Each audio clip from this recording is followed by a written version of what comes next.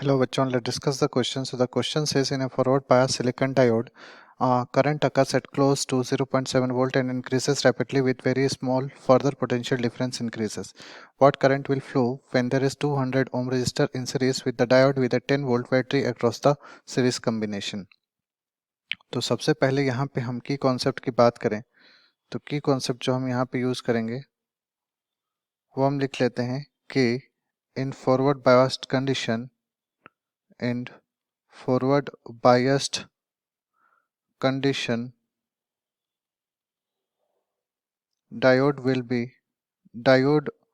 positive terminal will be connected to positive terminal of the battery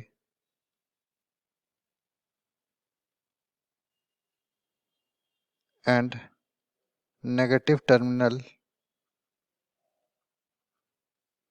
is connected to negative terminal of the battery. ठीक है, तो ये हमारा होता है फॉरवर्ड बायसिंग, जिसमें हम लोग क्या करते हैं, पॉजिटिव टर्मिनल को पॉजिटिव से कनेक्ट करते हैं और नेगेटिव टर्मिनल को नेगेटिव से। सबसे पहले यहाँ पे अगर मैं डायग्राम बनाऊं तो मान के चलते हैं कि ये हमारे पास एक रेजिस्टेंस है और यहाँ पे बैटरी कनेक्टेड है। इनिशियली कितना है, उसका वोल्टेज जो है 10 वोल्ट है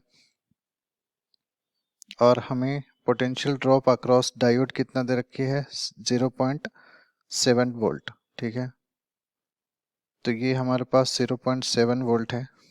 ठीक, अब यहाँ से अगर हम पोटेंशियल ड्रॉप निकालेंगे सर्किट के अक्रॉस तो हमारे पास कितना है, this is nothing but initially में 10 ओम है। ठीक है, तो इनिशियल में जो सर्किट के अक्रॉस जो पोटेंशियल ड्रॉप्स होगा वो दैट विल बी 10 माइनस 0.7।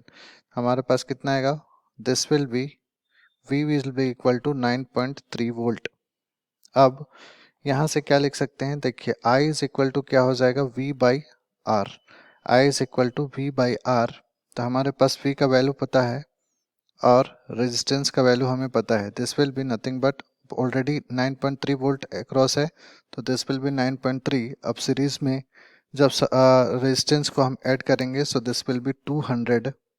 सो यहाँ से हम लोग के पास जो वैल्यू आएगी this will this will B 0.0465 ampere. तो ये हमारे पास करंट का वैल्यू हो जाएगा। ठीक है, तो यहाँ पे हमें करंट का वैल्यू फाइंड करना था, हमें फाइंड कर लिया। I hope you understood well.